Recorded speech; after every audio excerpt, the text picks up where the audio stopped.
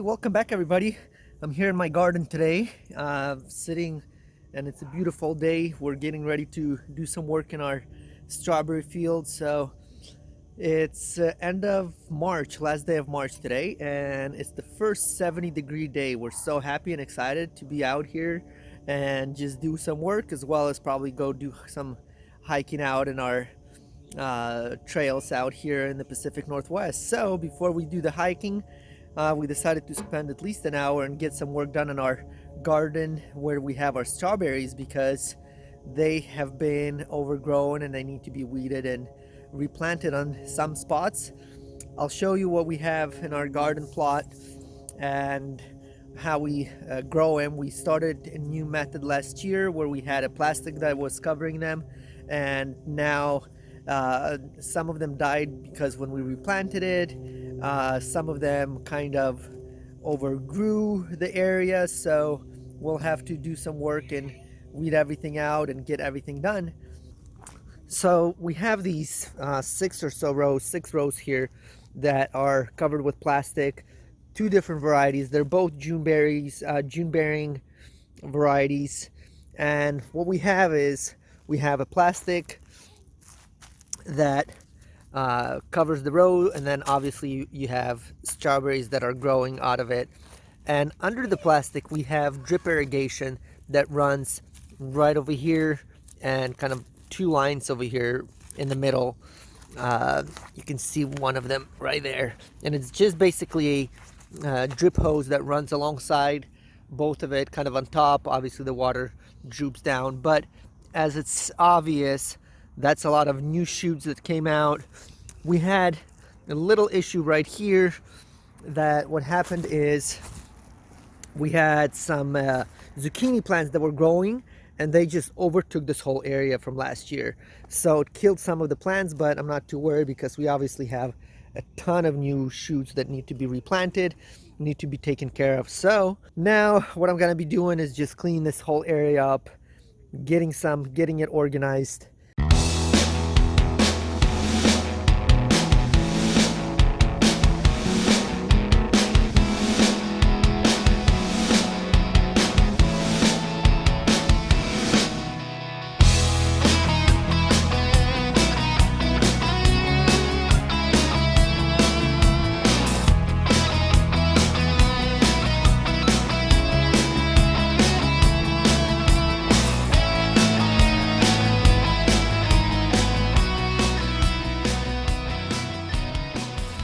I spent just over an hour in the garden with these red strawberries here, and as you can see, we got these rows cleaned up, at least half of them. So we're halfway done. Replanted everything that was missing in these little holes, and it's actually not too bad. It's much faster than messing with regular rows. We have sawdust in between here, wood shavings from our working shop, so it's really easy to pull all the young shoots that are in there. Still got to finish up a little bit there, but we're gonna take half a day and go out and enjoy some of the sunshine that we're getting, and then come back maybe today or tomorrow and continue the work on this little plot project here. That way it doesn't get annoying. And yes, I do use a blower in my garden on the strawberries. It just makes it so much easier to see what's happening, you know, when you blow off all the dust and everything. And obviously it's might be extra a bit, but it does the trick.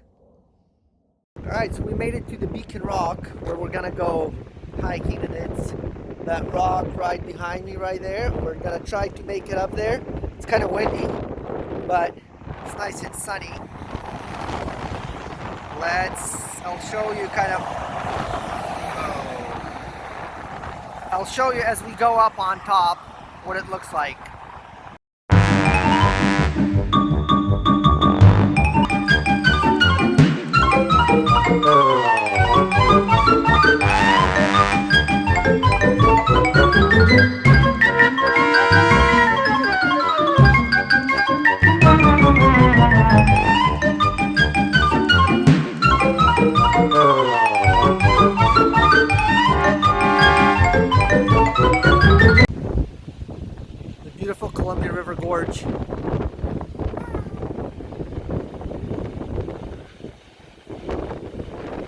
staircase that leads to the top.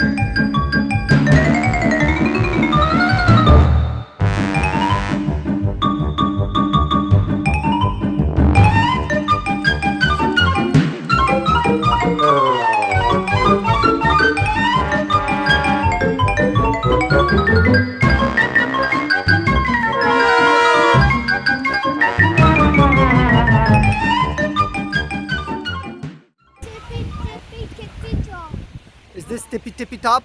Yeah. All right, we made it to the tippy tippy top.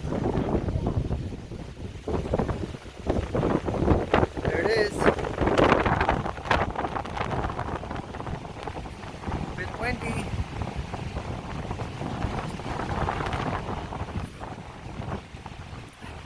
And that is Hamilton Mountain. There's a hike to that top as well. That is Bonneville Dam. And that's Columbia River. So I have a question for you. I'd like It's been a month since I did our original video on redoing these strawberry rows, and I wanted to show you here as a finished product. I actually got the rest of the rows all cleaned up and everything done, what the strawberries are looking like right now. A month later, they're in bloom. We already have little strawberries forming on them, and we had to water it a little bit because April was super dry. It's one of the driest Aprils we've had on record here in Portland area, so it's been fairly dry. We had to water it, but weed control was actually really awesome. I didn't have to weed them that much. I just did the initial, spent a couple hours total for the 6 rows that we have, and turned on my drip irrigation, and they have been working great. So let me show you a close-up of this, of the rows and strawberries themselves, and show you what they look like. Okay, as you can see, these are the rows right here, and this is the area that originally was empty, totally empty from the zucchini plants that covered it and killed it. We planted the shoots over here into these holes, and they're actually blooming, and we can see strawberries in there. But as you can see, there is very little weed in them. The strawberries, look at these. We have little berries already forming on them. Look how many strawberries on there. I had to, like I said, water them a few times, but they're just looking beautiful. I think this is the best strawberries we've had since we've been growing strawberries at home here. Very little weed, so they are not fighting for nutrients. There's some weed, as you can see, like right here, that is just in the same hole, and it's just so easy to pull it out because there's just a couple of them, and you don't have to spend, weeding everything out. I'll just throw them over there for now, but look at these here. So many little berries on them. Strawberries are there already, and here's another weed that's growing in it, which again, all I have to do is just grab and pull it out. Just once in a while I'll go through here and pull the weeds out, and that's it. So there's definitely less area for the weeds to grow, and then as the strawberry mature and as they get bigger, they will actually spread, and they will produce more leaves, so the weeds are not going to be able to grow there at all. So these leaves, these weeds here basically got seeded in there, and you can see the drip line right there. I watered this not long ago today, and it's definitely, the soil is nice and soft and nice and wet, so it's doing what it needs to be doing.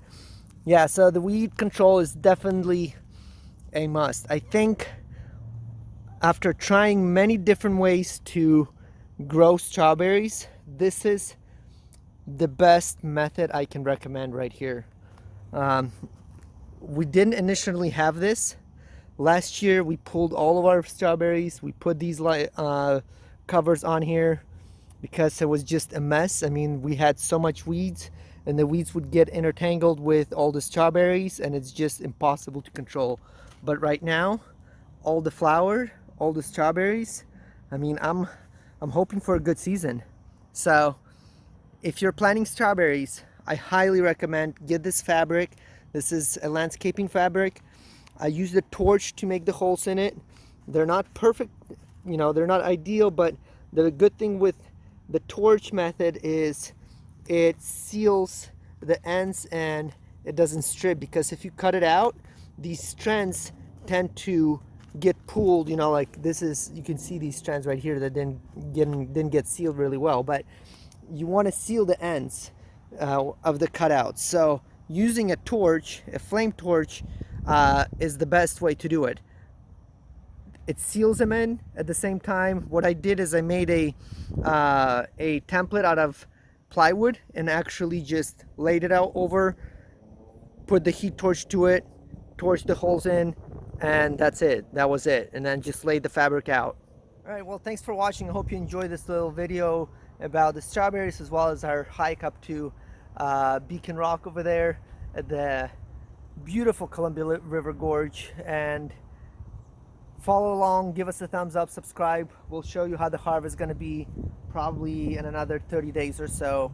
We'll start harvesting the berries out here, and hopefully we'll get a good harvest that we'll be able to preserve some as jam, as well as use some for freezing and fresh eating. Man, I'm looking forward to having some strawberries with some sour cream mixed. It's the best. Thanks for watching.